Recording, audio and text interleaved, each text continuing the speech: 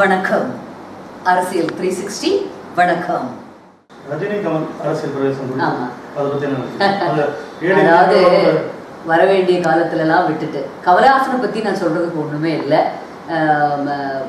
Super star Rajini பொறுத்த வரைக்கும் 96 வந்திருந்தாருன்னா கண்டிப்பாக நிச்சயமாக அவருக்கு ஒரு மிகப்பெரிய இருந்தது.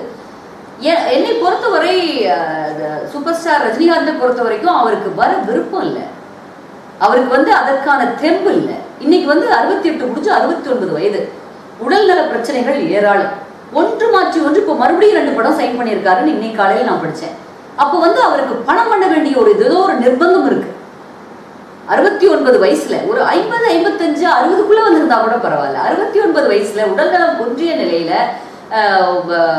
எப்படி அதுக்கு தேமுதிக தலைவர் விஜயகாந்த் கூட பரவாயில்ல, சரியான நேரத்தில் வந்தாரு. அது ஆரம்பத்துல இருந்தே புரட்சி தலைவரை போல ஓரளவுக்கு அவரு நிறைய ஹெல்ப் பண்ணுவாருன்னு சொல்லுவாங்க.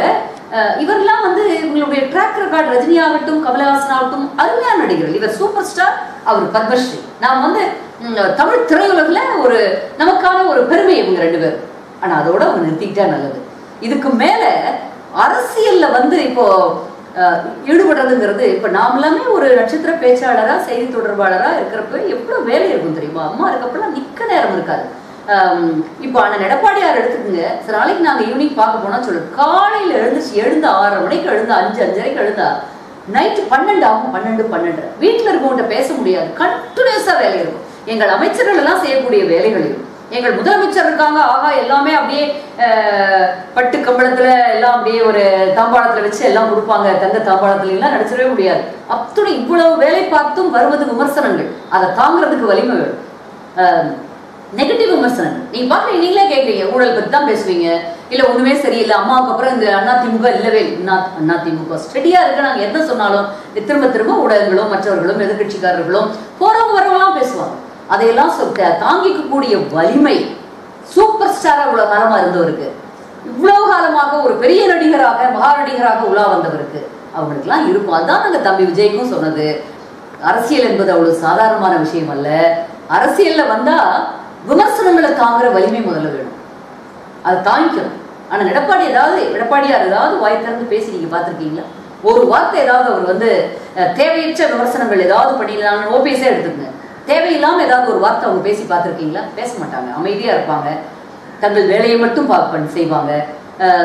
செயல்பாட்டுல நம்பிக்கை உள்ளவர் நமது மாண்புமிகு முதல்வர். சொல்லுங்க. தேவையில்லாம பேச மாட்டாங்க, ரைட். ஆனா அவங்களுடைய மௌனம் பல விஷயங்கள்ல பாதிப்பு ஏற்படுத்துற மாதிரி தான் இருக்கு. அதாவது தமிழக நலன் சார்ந்த விஷயங்கள் மத்திய அரசு கிட்ட வலியுறுத்தல. நம்பர் 1.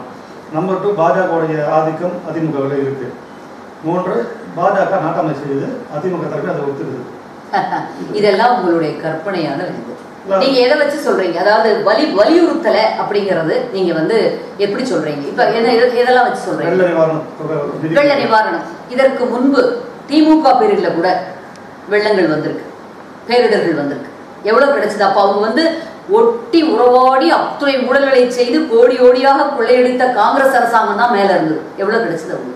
அவங்க எவ்வளவு வாங்க முடிஞ்சது? மத்திய அரசாங்கம் ஏனோ தெரியல, அது எப்பொழுதுமே அது பிஜேபியாக இருக்கட்டும் காங்கிரஸாக இருக்கட்டும் உரிய அழுத்தம் தரலன்னு சொல்லக்கூடாது. காங்கிரஸ் கூட்டணி கிட்டத்தட்ட உறுதியாயிருக்கு.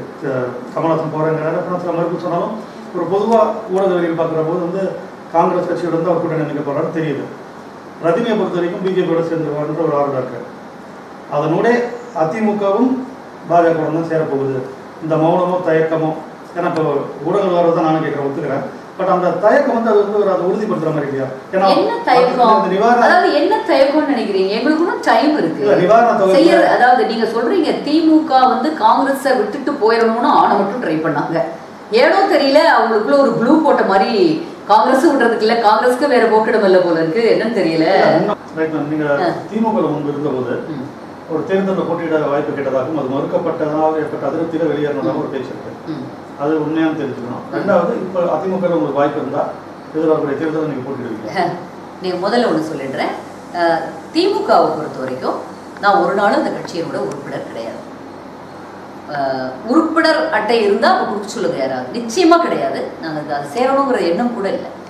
மறைந்த திமுக தலைவர் கலைஞர் அவர்கள், அம்மா தயாளம்மா அவர்கள் அவங்கெல்லாம் ரொம்ப பிரியமா இருப்பாங்க. நான் ஒரு 8 வருட காலம் சன் டிவியில் இருந்தேன், கொஞ்சம் ரொம்ப பிரபலமாகவும் இருந்தேன். அதனால நிறைய தமிழில் நிறையா ஒரு நிகழ்ச்சிகளை தொகுத்து வழங்குறது, மேடைகள் பேசுறது அப்படின்னு தமிழை ரொம்ப நேசிக்கக்கூடிய மனித தலைவர் திமுக தலைவர் அவர்கள்.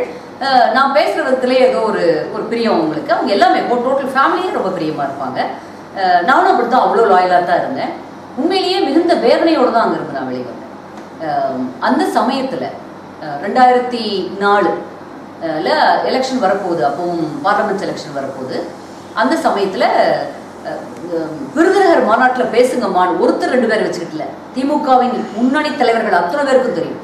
அவ்வளவு பேரையும் வச்சுக்கிட்டு அறிவாலயத்தில் கீழே ஹாலில் அவருடைய ரூமில் இருந்து கலைஞர் அவர்கள் கேட்குறாங்க, ஐயா ஐயா அப்படின்னு. நானும் அப்போ என்ன செய்யறதுன்னு தெரியாமல் ரொம்ப நான் மிரண்டு போய் தான், மாநாட்டில் பேசுங்க, அரசியலுக்கு வாங்கன்னு சொல்கிறேன் அப்படின்னு சொன்னார். இந்த வார்த்தை இது எல்லாருக்கும் தெரியும். நான் அப்போ அதுக்கான தயாராகவோ இல்லை அதுக்கான ஒரு மனநிலையோ போகலாம், தீவிர அரசியலுக்கு போகலாங்கிற ஒரு சிந்தனை எனக்கு அப்போ இல்லை. இவ்வளோ பெரிய தலைவர் கேட்குறப்போ ஆனால் அதுக்கான ஒரு குவாலிட்டிஸ் இருந்திருக்கும். அரசியல் சூழலில் வளர்ந்துருக்கேன், ஏதோ சும்மா வரல. நான் கால் மார்க்ஸும் லெனினும் மகாத்மா காந்தியும் கரைச்சி குடிச்சு வளர்ந்தாள் சின்ன வயசுல இருந்து. உயர்ந்த ஐடியாலஜியும் மிகப்பெரிய ஒரு நல்ல விஷயங்களையும், இந்த நாடு தேசம் அரசியல் தான் தொண்டு சேவைன்னு எங்கள் அப்பா அப்படி, எங்கள் அப்பா மார்க்சிஸ்ட்டு, அதை சொல்லி கொடுத்து அப்படியே உள்ளுக்குள்ளே இப்பவும் தவறுகளை கண்டா நம்மளால முடியலங்கிறது, தாங்க முடியலங்கிறது காரணம் அது உள்ளுக்குள்ள பிளட்லேயே ஜீன்லேயே அது இருக்குது. அப்படி வளர்ந்த ஆள் அரசியலுக்கு சரியான மனநிலை இருக்குது. இன்று அரசியலுக்கு முழுக்க இருக்காங்கிறது எனக்கு அப்போ தெரியல. அப்படிங்கிறப்போ ஒன்றும் நான் பதில் சொல்லலை. ஐயா அப்படின்ட்டு நான் பேசாமல் வந்துட்டேன். அப்போ பக்கத்தில் இருக்கவங்க கூட சொல்கிறாங்க, ஆர்காட்டாருன்னு நினைக்கிறேன், அரசியலுக்கு வரேன்னு கேட்குறாங்க, சொல்லுங்கன்னு. அப்போ எனக்கு தெரியல, எல்லாருமே பிரியமாக இருப்பாங்க, எல்லாருமே ரொம்ப மேல்மட்டில் எல்லாருமே ரொம்ப பிரியமாக இருப்பாங்க. அப்புறம் நான் போய் அடுத்த நாள் காலையில் கோபாலபுரம் போய் சொல்லிட்டு வந்தேன், அம்மாக்கிட்டையும் ஐயா தலைவர்கிட்டையும் சொல்லிட்டு வந்தேன். அவங்க நிறைய செலவாகும் அப்படிங்கிறத மட்டும் சொன்னார். 65 லட்சம் முன்பணம் கட்டணும், அதுக்கப்புறம் இந்த எலெக்ஷன் தான் நிறைய செலவாகும் அப்படிங்கிறது மட்டும் கிண்டலாக சொன்னார். எஸ் நோன்னு சொல்லலை, ஆனால் எல்லாத்துட்டையும் பேசினாராம். அது எனக்கு உள்ள வட்டாரத்துலேருந்து சொன்னாங்க, அதுதான் எனக்கு தெரியும். அதுக்கப்புறம் பார்த்தா சன் டிவியில் எனக்கு போட்டிருந்த நியூஸ் எல்லாம் எடுத்துட்டாங்க. அவ்வளோ நாள் 8 வருட காலம் அவ்வளோ லாயலாக இருந்திருப்பேன். கலைஞர்களில் அரெஸ்ட் பண்ண சமயத்துலலாம் கூட யாருமே போகல, என்னை தான் கூட்டிகிட்டு போனாங்க. அதுக்கு அன்னைக்கு டியூட்டியில் இருந்த நியூஸ் ரீடர் போகலை, பயந்துக்கிட்டு வரல, சுற்றி போலீஸ் இருக்குன்னு. என்னை தான் வீட்டில் கூட்டிகிட்டு போனாங்க. நான் போனேன். ரொம்ப நல்ல, அதாவது ஒரு உண்மையான விசுவாசத்துக்கும் லாயல்ட்டிக்கும் அங்கே மரியாதை இல்லை அப்படிங்கிறது எனக்கு ஒரு மிகப்பெரிய வருத்தமாக இருந்தது. விவசாய சங்கத்தில் அது நேஷனல் அக்ரிகல்ச்சரிஸ்ட் அவேர்னஸ் மூவ்மெண்ட், அதில் அந்த லெட்டர் பேடில் என்னுடைய பேர் மகளிர் இடைத்தேர்தல் இருந்ததை பார்த்துட்டு, வணக்கம் அவங்க தானே இவங்கன்னு கேட்டாங்களாம் அம்மா.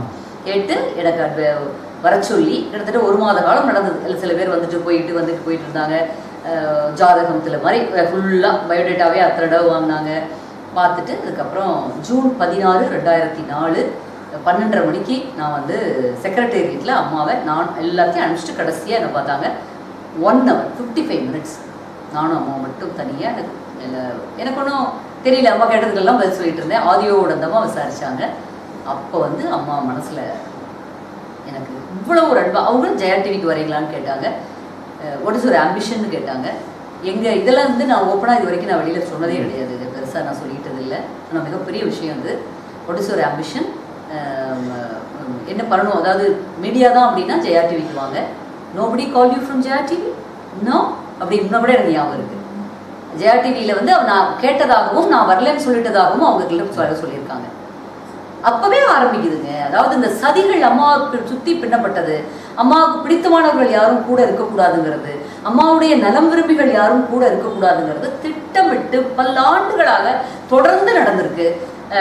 நிறைய விஷயங்கள் அம்மாவுக்கு தெரியாமையே இருந்திருக்கு.